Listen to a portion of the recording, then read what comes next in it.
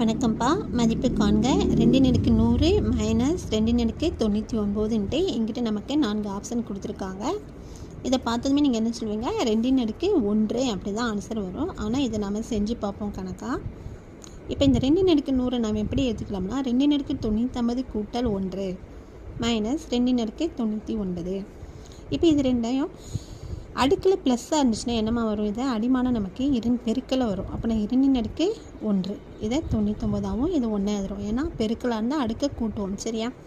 ஏன்னா நமக்கு A/m பெருக்கல் A/nங்கிற அடுக்கு பெருக்கல் விதி பிரகாரம் A/m + n இதை வச்சு நம்ம இப்படி செஞ்சுருக்கோம், சரியாப்பா? மைனஸ் 2 இப்போ இதில் நாம் இதை மட்டும் பொதுவாக எடுத்துருவோம்.